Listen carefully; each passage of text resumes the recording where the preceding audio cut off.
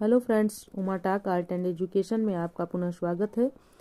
आज हम अपने इस वीडियो में भूकंप के विषय में जानेंगे कि भूकंप क्या है। पृथ्वी की आंतरिक हलचलों के माध्यम से धरातल पर होने वाले भूकंपन को भूकंप कहते हैं। फिर से देख लेते हैं। पृथ्वी की आंतरिक हलचलों के माध्यम से पृथ्वी में जो कंपन होता है, आंतरिक हलचलों के माध्यम से धरातल पर होने वाले कंपन को, यानी धरातल पर जो कंपन महसूस होता है, अंदर उसके कुछ हलचल, जैसे मान लीजिए ये पृथ्वी है, इसके अंदर कुछ हलचल हो रही है, तो ऊपर भी जब वो प्रदर्शित होती है, दिखाई पड़ती है, तो कंपन के रूप में दिखाई पड़ती है, कांपने के रूप में, तो उसको हम क्या कहते हैं? भूकंप कहते हैं। पृथ्वी के अध्ययन को सिस्मोलॉजी, सॉरी गलती हो गई थोड़ा सा, भूकंप के अध्ययन को हम क्या कहते हैं? सिस्मोलॉजी कहते हैं। क्या कहते हैं? सिस्मोलॉजी कहते हैं। भूकंप के दौरान 3 प्रकार की तरंगे उत्पन्न होती हैं। पहली प्राथमिक, प्राइमरी, द्वितीयक, सेकेंडरी, सतही, स्पेस, सरफेस। ये जो है 3 प्रकार की तरंगे उत्पन्न होती हैं। प्राथमिक तरंगों को पी तरंगे भी कहा जाता है। पी तरंगों की गति सर्वाधिक होती है, जिससे ये तरंगे किसी स्थान पर सबसे पहले पहुंचती हैं। ये ध्वनि तरंगों के समान होती हैं। पी तरंगे पृथ्वी के अंदर सभी माध्यमों यथा कठोर, ठोस, द्रव से होकर गुजर सकती हैं। यानी ठोस से भी गुजर सकती हैं और द्रव से भी होकर गुजर सकती हैं। कौन सी तरंगे? पी तरंगे। पी तरंगों को अनुदैर्ध्य तरंगे भी कहा जाता है। द्वितीयक तरंगों को एस तरंगे और अनुप्रस्थ तरंगे भी कहा जाता है। द्वितीयक तरंगों को कौन सी तरंगे कहा जाता है? एस तरंगे या अनुप्रस्थ तरंगे कहा जाता है। एस तरंगे मात्र ठोस माध्यम से होकर गुजरती हैं।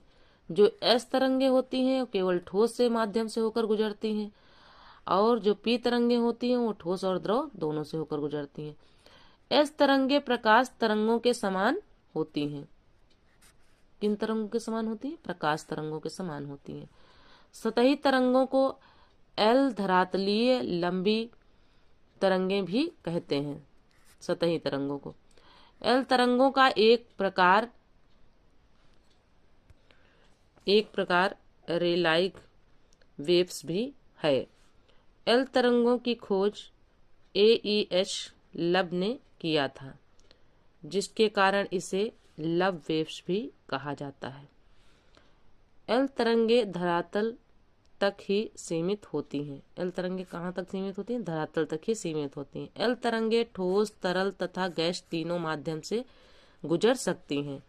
एल तरंगे सर्वाधिक विनाशकारी होती हैं। एल तरंगे कैसी होती हैं? सर्वाधिक विनाशकारी होती हैं।